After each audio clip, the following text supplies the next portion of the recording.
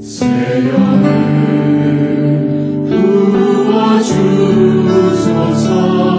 나의 하나님, 내 영을 새롭게 하소서. 나의 하나님, 나의 아버지,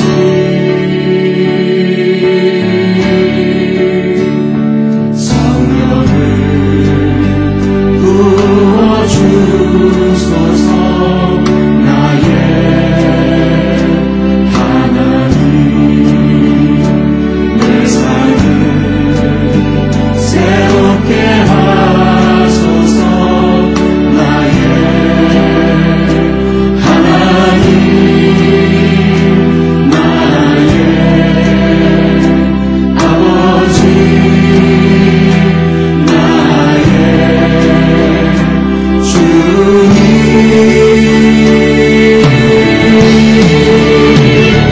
불 밝히소서. 성령의 불 내 삶을 환히 비추소서. 강하고 급한 성령의 바람 내 삶에 불어서서. 지난주에는 예배 때 베드로전서 1장 1절부터 2절까지를 가지고 우리가 하나님의 말씀을 함께 나눴는데요. 베드로전서는 특별히 고난과 어려움에 처한 우리 크리스찬들이 문제를 해결하는 그러한 방법을 제시해주고 있는 책입니다. 근데 왜 이 베드로전서를 자세히 읽어보면은 베드로전서에서는 무슨 특별한 이야기를 하는 것이 아니라 성도들 안에 이미 있는 믿음과 구원, 하나님 이런 것들을 다시 한번 세세하게 설명을 해줍니다. 그래서 왜 그런가 라고 생각을 하면요, 그것은 그 베드로전서가 성도들이 만약에 어떤 문제에 처했을 때 하나님이 누구이시고 예수 그리스도가 누구이시고 성령이 우리 가운데서 어떻게 역사하시고 말씀이 무엇이며 우리의 구원이 어떤 의미다라는 것을 정확히 알면은 그 문제를 성도들이 스스로 해결해 갈 수 있다고 하는 겁니다. 그래서 이렇게 우리에게 특별한 다른 것을 전해주는 것이 아니라 우리가 이미 알고 있는 복음과 하나님 나라, 그리스도, 보혈 이런 것들을 다시 한번 정리해 주는 내용입니다. 그러면서 지난주에는 우리가 흩어진 나그네라는 제목을 가지고 우리가 말씀을 나눴는데요. 성도들의 정체성이 나그네라고 하는 겁니다. 근데 이 나그네는 세상에서 말하는 나그네가 아니라 분명히 가야 할 곳이 있는, 즉 지향점이 있는 나그네라고 하는 것이죠. 그리고 또 동시에 이 나그네는 세상에 있는 나그네처럼 그냥 흘러가는 나그네가 아니라 하나님의 역사가 있는 나그네라고 하는 겁니다. 특별히 성부 하나님께서는 우리를 미리 아셨다라고 그렇게 말씀하고 있습니다. 그 미리 아셨다라고 하는 것은 하나님이 계획하시고 준비하시고 하나님이 바라보신다는 겁니다. 그리고 하나님이 함께 하신다는 겁니다. 이것만 우리가 제대로 알아도 우리 삶에 처한 모든 어려움과 모든 그 힘든 일들은 충분히 우리가 극복해 나갈 수 있을 거라 그렇게 저는 믿습니다. 문제는 뭐냐면 하나님이라고 할 때 그저 그것이 단순히 정보에 머물러서 그냥 지식에 머무른다는 거죠. 오늘 역시 마찬가지입니다. 오늘의 중요한 관점이 두 가지가 있는데요. 근데 그 결국 마찬가지입니다. 역사성을 굉장히 강조합니다. 어떤 역사성을 강조하냐면요, 예수 그리스도에 대한 역사성을 강조하고, 그리고 10절부터 이하에서 뭘 강조하냐면은 그 선지자들이 구원에 대해서 미리 선포한 것이다 라고 하는 것을 강조하는데, 하나님의 말씀이 우리 가운데 있고 그 하나님의 말씀이 우리를 지키신다고 하면 우리가 그것을 넉넉히 이길 수 있다고 하는 겁니다. 우리가 어떤 나그네냐면요, 성령이 우리 가운데서 역사하셔가지고 우리를 거룩하게 만든다는 거예요. 그리고 하나님에게 항상 순종할 수 있는 그런 사람으로 우리를 만든다는 거죠. 이 말씀은 뭐냐면 우리 성도들이 이 세상을 살아가면서 혼자 살아가는 것이 아니라, 혼자 하나님 앞에서 쓰는 것이 아니라 성령께서 우리를 도우셔서 우리가 하나님 앞에 설 만한 사람으로 늘 선다는 것이죠. 가령 이런 겁니다. 조언자. 그 골프를 할 때 캐디가 좋으면은 그 우승을 많이 하나 봐요. 저는 뭐 골프를 전혀 몰라서 모르는데 그 타이거 우즈도 그렇고 누구죠? 우리 최경주도 그렇고 이 캐디가 좋으면은 캐디가 그 경험이 많아가지고 이렇게 읽어주고 그런데요. 근데 그 왜 그러냐면은 장기도 저는 장기 바둑은 못 두는데 장기를 못 두는데 어른들이 장기를 두는 거라도 그분들이 못 보는 걸 제가 보잖아요. 그렇죠? 그래서 훈수도 하고 그거 안 되는데 이렇게 하잖아요. 그렇죠? 그 객관적인 입장에서 보면은 그 사람들이 못 보는 게 보일 수 있다는 거죠. 그렇죠? 그러니까 주관적인 입장에서 보면은 자기가 그 주관성에 함몰돼가지고 다른 것들이 안 보이는데 객관성으로 보면 이렇게 보이는 거죠. 캐디가 역시 마찬가지였죠. 그래서 골프를 잘하기는 골퍼들이 더 잘하는데 골퍼들이 못 보는 거를 캐디가 봐서 조언을 해주는 거죠. 그렇죠? 그래서 그 우승을 할 수 있거나 골프를 잘 칠 수 있도록 그렇게 해주는 거죠. 우리도 역시 마찬가지입니다. 우리가 이 세상을 살아갈 때에 우리 힘으로 벌써 이미 우리는 아주 지극히 제한적이고 한계가 많기 때문에 이 세상을 살아가는 것이 어려운데 그러나 그 가운데서 성령께서 우리 가운데 역사하셔서 우리로 하여금 그것을 살아갈 수 있도록 그렇게 역사해 주신 거죠. 특별히 그 객관성의 문제에서 어떤 거냐면요. 우리 사람이 항상 주관성이잖아요. 그렇죠? 사람은 주관성을 벗어날 수가 없습니다. 모든 것이 주관성입니다. 주관성에 있기 때문에 객관성의 세계를 정확히 알 수가 없다고 하는 것이죠. 근데 누가 그것을 보증해 줍니까? 객관성의 세계를 성령이 보증해 주는 거예요. 성령이.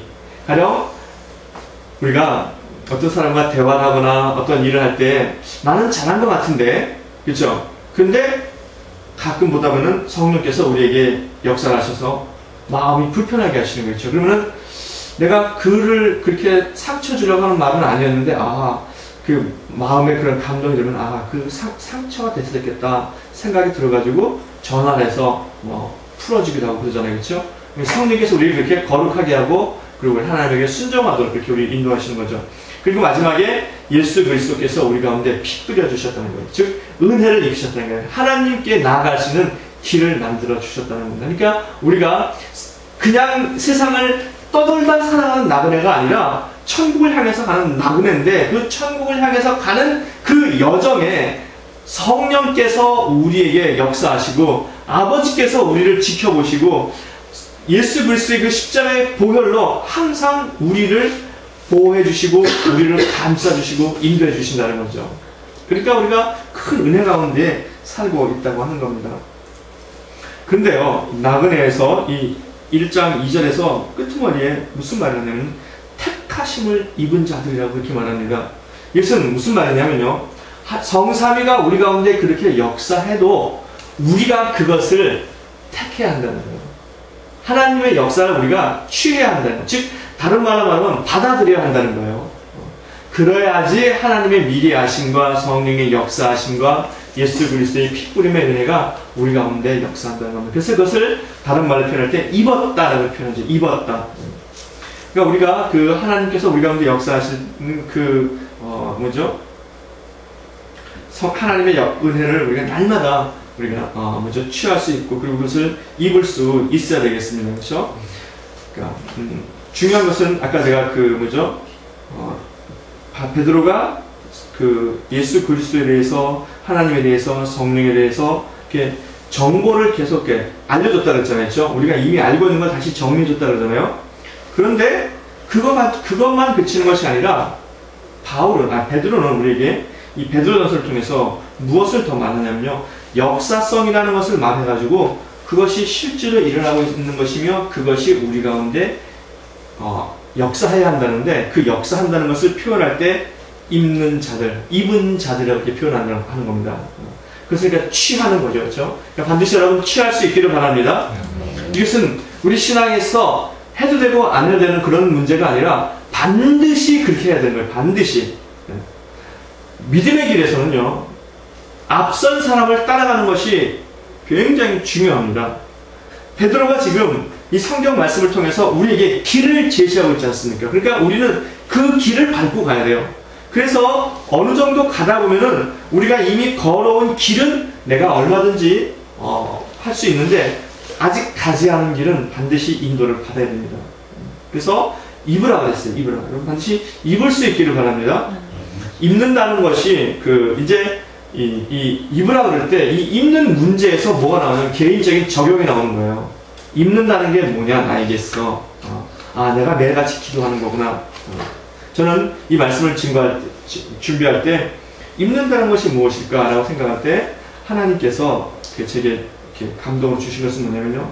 어떤 일이 있든지 간에 믿음의 방법을 택하고 믿음의 길에 서고 믿음의 순종하는 그러한 믿음의 방법들이 입는 거다라고 그렇게 제게 말씀을 주셨어요. 그래서 저는 선택하는 것이 결국은 입는 것이다 라고 그렇게 저는 생각을 합니다. 그러나 여러분들이 각자가 하나님께서 주신 말씀에 따라서 여러분이 입을 수 있습니다. 그렇죠?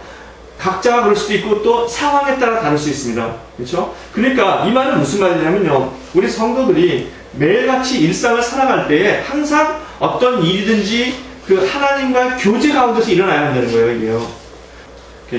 습관이 되면 안 되는 거예요. 신앙은요. 습관이 되면은 절대로 안 됩니다. 하나님은 우리 가운데 습관적으로 역사하시지 않으세요. 습관은 어떤 걸 낳냐면요. 이거는 보세요. 오늘 우리가 예배를 드리면서 하나님의 말씀에 어떤 은혜를 받지 않았습니까? 은혜를 받으면 그것이 내 삶에 흘러 들어와서 나에게 말씀의 영이니까 생명으로 들어오거든요. 그렇죠? 그래서 내게 힘이 나게 합니다. 그렇죠? 그런데 그렇게 힘이 났는데 그런데 그 다음 주에 동일한 말씀을 하는데 벌써 내 마음을 아는 것은 뭐냐면 알아. 내가 그 말씀 다 알아. 그럴 때 나오는 것은 하나님의 말씀이 아니라 어디서 나오는 겁니까? 나에게서 나오는 거예요. 그렇죠? 나에게서. 그러니까 내 의식이잖아요. 그러니까 내 의식은 생명의 근원이 아니기 때문에 거기서 생명을 공급받지 못합니다. 이미 내가 알고 있는 거기 때문에. 그렇죠? 내 안에 있기 때문에 그 자의식이에요. 그래서 자의식은 뭘 하냐면요. 사람을 교만하게 만듭니다. 그래서 뭐죠? 제가 좋은 예를 잘 쓰는 예가 뭐냐면 저희 신학교 다닐 때 한 친구가 교회 전도사로 갔는데 그 교회는 역사가 큰 교회예요. 그래서 그리고 한 부서에 속해 있으면 한 20-30년씩 30년씩 계속 그 부서에 있는데 이제 초등학교 애들 이제 부서를 맡았는데 회의를 하면은 그래서 이 전사님이 뭘 새롭게 하자 그러면 벌써 교감이나 뭐 부감 이런 권사님들이 이렇게 말씀하시는 거예요. 전사님 김 무슨 교수님이 교육전사 때 오셔가지고 벌써 다 해봤습니다. 아무런 소용 없습니다. 그렇게 말씀하시는 거예요. 그분은 아주 유명한 교수님이시고 그런 분이거든요. 근데 그분이 했는데 안 됐다는 거예요. 그러니까 소용없다는 거예요. 이게 뭐냐면은 하나님의 말씀을 내가 한번 받고 그 다음에 다시 새롭게 받지 않았을 때 내 안에서 나오는 자의식의 모습입니다. 여러분 만약 그 권사님의 이야기를 제가 지금 전했는데 그거를 들었을 때 여러분 마음이 어떻습니까? 되게 그분 그죠? 뭐 확고하게 틀에 잡힌 사람이다. 뭐 이제 우리가 그러잖아요. 그렇죠? 그러니까 우리가 말씀을 날마다 새롭게 받아야 되는 거예요. 새롭게. 알고 있는 말씀이라도 새롭게 받아야지 그것이 내게 생명으로 역사합니다.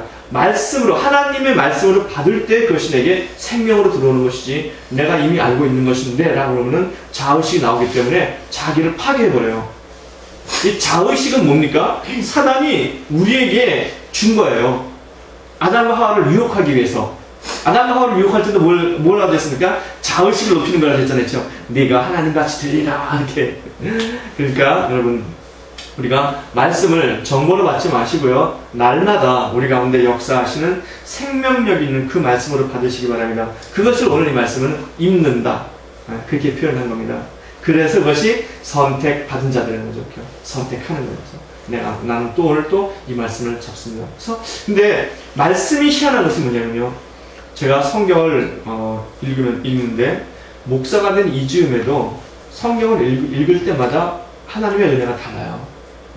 모르는 것을 깨닫고 그리고 왜 청소년 때 이렇게 세계 고전들 읽지 않습니까? 대지나 뭐 이런 걸 읽으면은 어른들이 반드시 그러잖아요. 한 30-40대 후에 다시 한번 읽어봐라. 그러면 그 감정이 다 다르잖아요. 근데 그게 신앙수업도 마찬가지더라고요. 제가 처음에 읽었을 때와 지금 읽을 때 그거 다른 거예요. 보는 관점이 다른 거예요. 여러분 신앙서적을 왜 이렇게 읽어야 되냐면요.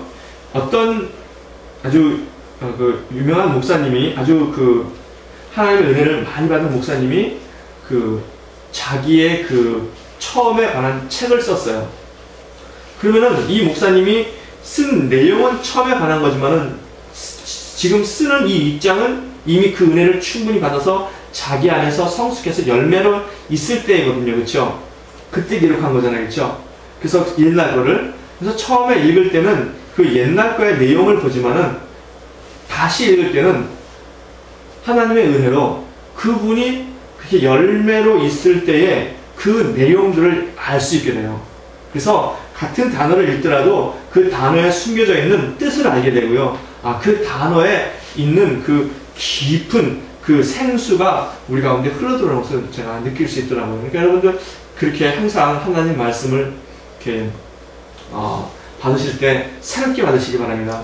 경건서적도 그러한데 하나님 말씀은 말할 그게 없습니다. 지금도 새롭게 하나님 말씀은 날마다 새롭게 들어요. 더 어떻게 들어오냐면요. 예전에는 성경을 읽을 때 그 문자나 그 작구나 이렇게 읽었는데 이제는 두 가지 틀로 오더라고요. 하나는 뭐냐면은 큰 하나님의 역사적인 흐름 가운데서 그 문맥이 가지는 거하고 그 다음에 그 아주 세밀하게 그 문맥 하나가 어떻게 정확하게 우리 가운데 역사하는지에 대한 그런 의미로 이렇게 다가오더라고요. 그러니까 전혀 다른 의미로 다가오는 거예요. 같은 말씀이라도. 그러니까 여러분 끊임없이 하나님 말씀을 읽으시고 그럼으로써 그 생명이 우리 가운데 이렇게 넘쳐 흘러들어오는 것을 여러분 깨달으시기를 바랍니다. 이게 날마다 우리 가운데 흘러들어와야 돼요. 보세요. 요즘 비가 많이 안 오지 않습니까? 그 많이 안 오면은 비가 많이 오면은 이틀에 혹은 사흘에 뭐 이렇게 자주 잔디를 깎아줘야 되는데 요즘은 잔디를 일주일에 한 번씩 깎아줘도 여유가 있어요. 뭐냐면 비를 물을 먹지 못하니까 잔디가 자라지 못하잖아요. 그렇죠? 마찬가지로 하나님의 생명력을 우리가 계속 받고 우리가 계속 그걸 흡수해야지 빠르게 자랍니다. 그걸 흡수하지 않으면요 오그라들어요. 그렇더라고요. 자, 그래서 오늘의 말씀은 뭐냐면요 하나님께서 우리를 거듭나게 하셨는데 3절을 한번 읽어보면 찬송하리로다 우리 주 예수 그리스도의 아버지 하나님이 그 많으신 긍휼대로 예수 그리스도의 죽은 자 가운데서 부활하심으로 말미암아 우리를 거듭나게 하사 산 소망이 있게 하시고 우리가 그리스도 은혜 안에서 거듭났다는 것을 말씀하는 건데 이 거듭나는 것에 하나님의 뜻이 있다고 하는 겁니다.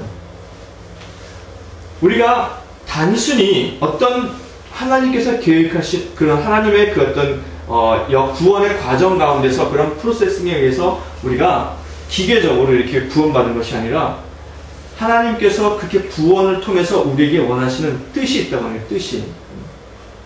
그런데 3절에 어떻게 그 뜻을 나타내기 위해서 어떻게 시작하냐면요. 예수 그리스도의 아버지. 우리 하나님을 예수 그리스도의 아버지라고 이렇게 표현합니다.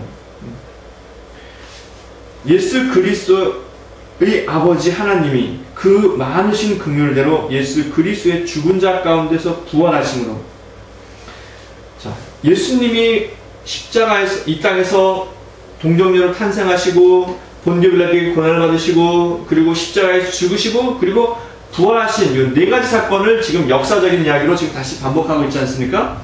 그런데 그 예수님이 탄생하시고 부활하시고 승천하신 그 과정 가운데 뭐가 역사했냐면은 하나님의 긍휼하심이 역사했다는 거예요.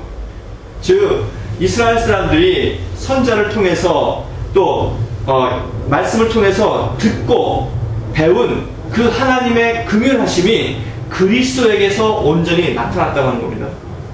그래서 이 역사성을 이야기하는 베드로에게서 역사성을 이야기하는 것은 그것이 과거에 실질적으로 우리 가운데 일어났던 사건이라는 거예요. 그러면은 그것이 오늘 지금도 일어난다고 하는 겁니다. 지금도.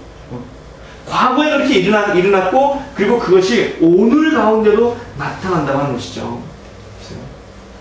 그러니까 역사적인 사실을 이야기하는 것은 그것이 실제였다고 하는 거예요. 그러니까 하나님의 긍휼도 뭡니까? 실제라고 하는 거예요. 그렇죠? 근데 이 실제라고 하는 것은 우리에게 엄청난 그런 능력을 가져오는데 왜 그러냐면요. 이 역사적인 실제성이라고 하는 것은 보세요. 어떻게 연결되냐면요.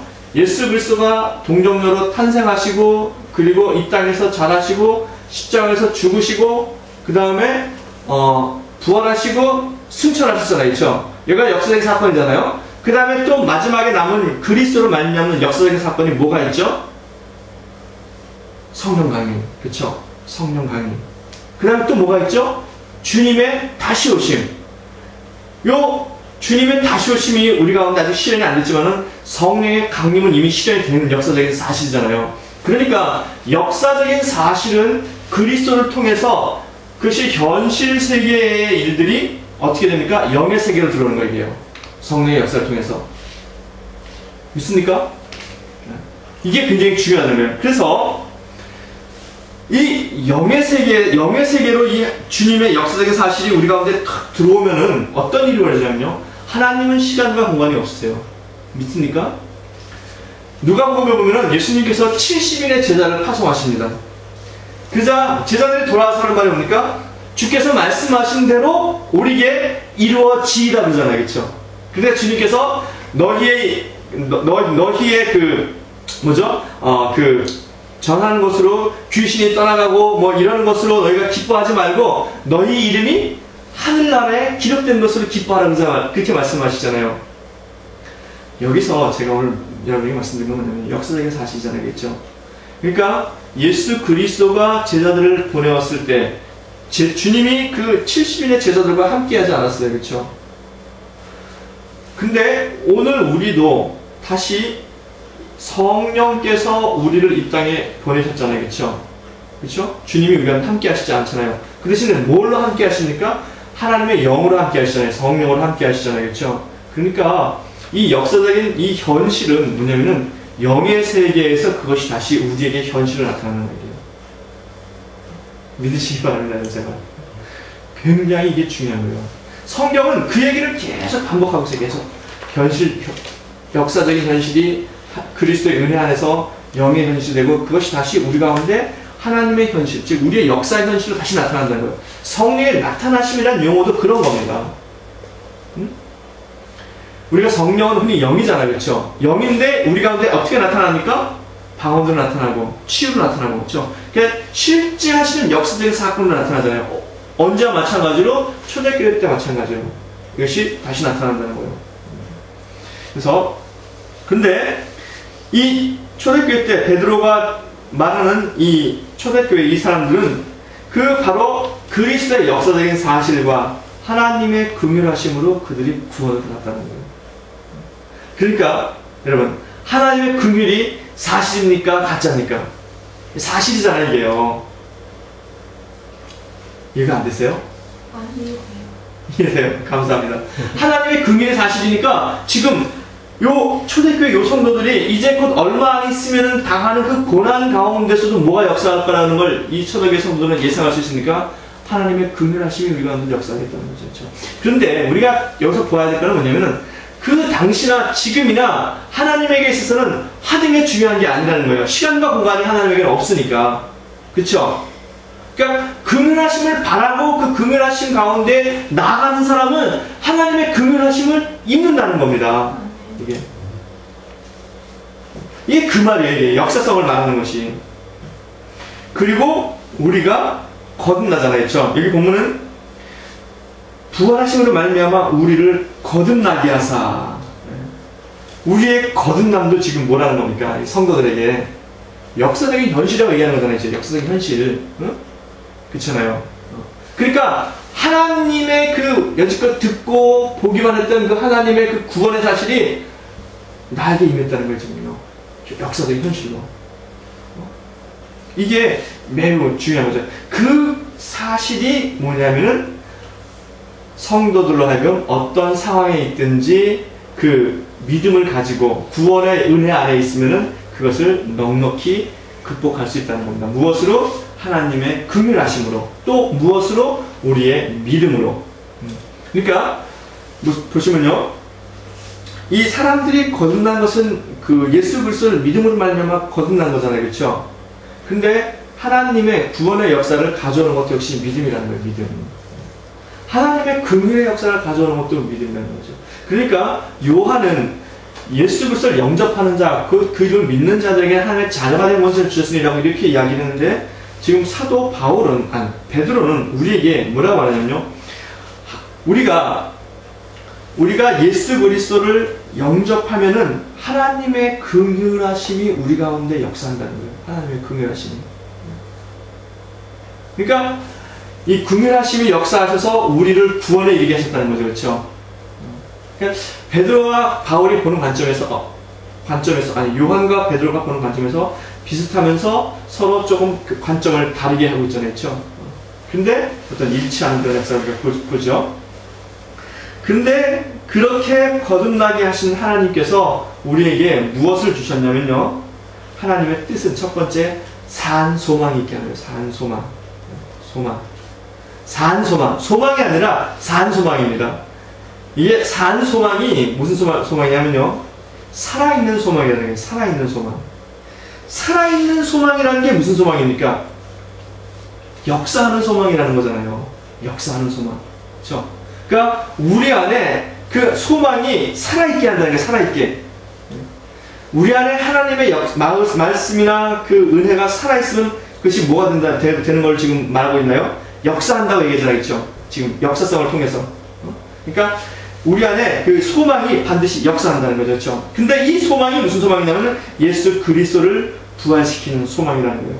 그러니까 우리 안에 지금 뭐가 있냐면 하나님께서 우리를 구원시키시고, 그리고 우리 안에 뭐를 넣어주셨냐면요, 하나님의 살아계심이, 그리고 하나님의 역사하심이 지금도 유효하다는 것을 우리 마음에 넣어주신 거예요. 믿습니까? 왜냐하면 지금 이 사람들이 그리스도로 말미암아 구원을 받았으니까. 근데 내가 지금 구원받은 사실을 확증하지 못한다 그러면 이것을 믿을 수 있을까 없을까요? 못 믿지. 그죠? 그러니까 내가 지금 그리스도로 말미암아 구원을 받았으면은 산소망, 하나님이 지금도 살아계시고 지금도 역사하신다라고 하는 사실을 믿을 수 있습니까 없습니까? 믿을 수 있는 거예요. 그 믿음이 있으면은. 그죠? 그래서 믿음은 단순히 머릿속에 있는 추상적인 사고가 아니라, 정보가 아니라 뭡니까? 우리 삶 가운데 실제적으로 벌어지는 일이잖아요. 믿음은. 그러니까 반드시 믿음은 우리 삶 가운데 벌어져야 돼요. 믿음의 현실이 나타나야 돼, 반드시요. 반드시 나타나야 된다. 반드시. 그러니까 우리가 이 믿음의 현실이 우리 가운데 반드시 나타나기를 위해서 기도를 해야 돼요. 이걸 가지고 고민을 할 수 있어야 됩니다. 하나님이 살아계시다고 이렇게 말씀하는데 왜 내게 그것이 안 나타나는가? 하나님이 안 살아계신 건가? 아니면은 내가 죽어 있는 건가? 아니면은 하나님께서 나로 하여금 기다리라고 말씀하시는 건가? 답이 나오잖아요. 그렇죠? 기다리라 그러면 기다리면 되는 거고. 그렇죠? 아, 내가 무슨 죄악 가운데 있어서 하나님이 내 기도를 안 들으신다 그러는 걸 회개하면 되는 거고. 그러잖아요. 그죠? 그런 겁니다. 그래서 하나님의 살아계심이 우리 가운데 살아계시고 역사한다는 게 굉장히 중요한데, 오늘 한 데까지 하겠습니다.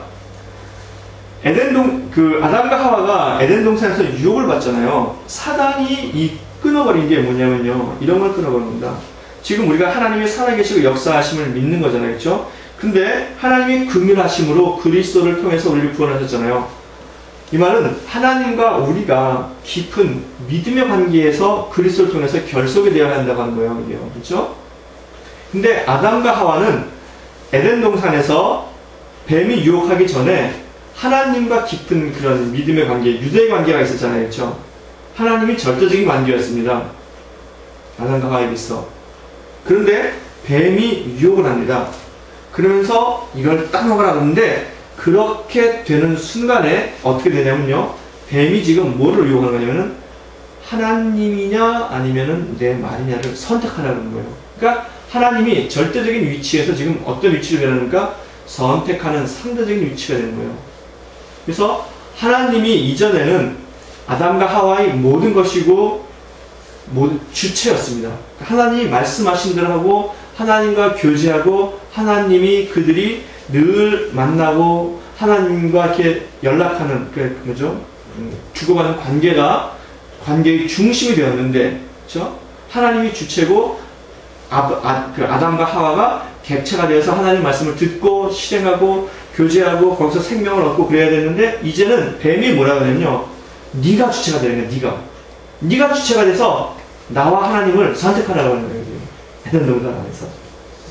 그러니까 근데 우리 많은 사람들은 내가 삶 속에서 하나님을 선택하는 것이 믿음이다라고 그렇게 얘기하잖아요. 그렇죠? 저도 제가 선택을 얘기했는데 여러분들이 그렇게 받아들였을까 제가 굉장히 걱정스러운데, 그런 것이 아니라는 거예요. 그래서 예수 그리스도의 십자가의 부활로 말미암아 하나님께서 우리에게 다시 회복시키신 것이 뭐냐면은, 하나님과 우리와의 관계를 다시 회복시키신 거예요. 살아계시고 역사하시는 하나님으로. 그분이 살아계시고 역사하시니까 우리는 어떻게 됩니까? 항상 그분과 그 하나님과 관계하고 그 하나님을 경외하며 그 하나님으로부터 무엇을 얻게 되는 거잖아요. 그렇죠? 내가 선택해서 얻는 게 아니라고 하는 거예요. 바로 그런 겁니다. 하나님의 살아계심이 바로 그런 의미가 있다고 하는 거예요. 여러분, 이것이 우리가 그리스도를 통해서 회복이 됐다고 하는 겁니다. 그렇게 하나님께서 우리 가운데 역사하시고 우리가 믿음의 관계로 하나님의 관계가 다시 회복이 되면 성삼위께서 우리 가운데 역사하시는 거예요. 성삼위께서 하나님이 역사하시는 겁니다. 그래서 내가 하나님의 역사하시면 내가 얻게 되는 거죠. 그렇죠? 하나님은 예수 그리스도를 통해서 바로 이것이 우리 가운데 회복되기를 원하셨어요. 이 하나님과 회복된 관계가 우리에게는 뭐냐면 소망이라는 겁니다. 소망. 그 소망이 어떤 소망이라고요? 살아있는 소망. 하나님이 역사하시고 하나님이 우리 가운데 나타나시는 소망이라고 하는 거죠. 그렇죠? 여러분, 이 소망이 하나님께서 우리 가운데 넣어주시는 소망이라는 것을 여러분 믿으시기 바랍니다. 이 소망이 있을 때, 살아있는 소망이 있을 때 우리가 고난이나 어려움이나 시험이나 이런 것들을 이겨낼 수 있다고 하는 거예요. 그러니까 베드로는 지금 다시 뭘 리마인드 하는 겁니까? 성도들 안에 있는 믿음이 무엇인지를 베드로가 지금 리마인드 시켜주는 거예요. 그렇죠? 그러니까 우리가 한번 이렇게 딱 들으면 우리 마음이 어떻게 됩니까? 아, 하나님이 우리 가운데 그렇게 역사하시구나. 이렇게 믿음이 들잖아요. 그렇죠? 그래서 붙잡는 거죠. 그렇죠? 그래서 붙잡고 기도하면서 그것의 열매를 우리가 받을 수 있어야 되겠죠. 그렇죠? 두 번째, 하나님이 우리를 예수 그리스도를 통해서 긍휼로 구속하시고 우리 가운데 계획하신 것이 뭐냐면요, 4절입니다. 썩지 않고 더럽지 않고 쇠하지 아니하는 기업을 잊게 하시고 곧 너희를 위하여 하늘에 간직하신 것이라. 하늘에 기업을 잊게 하신다는 겁니다. 하늘의 기업.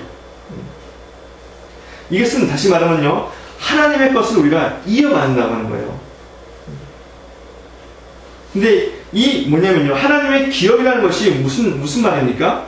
아니, 잊게 한다는 것은 먼저 우리가 상속권이 있다는 것이죠. 우리 권리가 있다는 거예요. 그렇죠? 이게 믿습니까? 그러니까 지금 베드로가 얘기하는 게 계속 뭘 얘기하는 겁니까? 계속 지금 믿음에 대해서 계속 얘기하는 거예요. 믿음에 대해서. 그렇죠? 믿음이 있으면 산소망이 있고, 그 다음에 우리에게 뭐가 있다는 거죠? 기업이 있다는 거예요. 믿음이 있으면. 이 기업도 믿음으로 받는 겁니다. 믿음으로 받으시기 바랍니다. 이 기업이 하나님에게 하나님의 상속권, 하나님의 상속이 우리 가운데 있다고 하는 거예요. 그런데 하늘에 간직하신 것이라고 하지 않습니까? 우리가 이런 말을 들을 때, 성경에서 이런 말을 들을 때 우리가 굉장히 조심해서 들어야 되는데, 사단이 이 부분에서 우리를 많이 유혹을 해요. 하늘에 그렇다 그러면 우리는 어떻게 생각합니까? 하늘에 있으니까 이렇게 떨어져 있다 생각해요. 떨어져 있다. 그리고 사람들이 하늘을 생각하면 스카이를 생각하지 않으면 뭘 생각합니까? 추상화시켜가지고 천국으로 생각을 하잖아요. 그렇죠? 천국이라고 그러면 살아있는 지금의 우리와는 상관이 없는 거잖아요. 죽은 뒤에 이루어진 일들입니까? 그렇죠? 근데 하나님의 나라가 언제 우리 가운데 임합니까? 죽어서 임합니까? 아니면 지금 우리 가운데 임합니까? 회개하라. 하나님의 나라가 가까웠느니라 그러잖아요. 예수님께서. 그러니까 하나님의 나라는 우리 가운데 임하는 거예요. 결국 하늘은 우리 안에 임하는 거예요. 우리 안에. 하늘이라고 하는 것은 하나님이 다스리는 겁니다. 하나님이 다스리는 거. 근데 원문에는요, 하늘들이라고 그랬어요. 하늘들. 그러니까 이 땅의 하늘뿐만 아니라 하나님의 하늘이 우리 가운데 임한다는 겁니다. 결국 뭐냐면요, 하나님의 다스림이 있는 곳에, 하나님의 역사가 있는 곳에 나의 기업이 있다고 하는 거예요. 하나님이 그것을 우리가 이어갈 수 있다고 하는 겁니다. 그러니까 이 땅에서 우리의 기업이 있으면 우리가 확신할 수 있어야죠.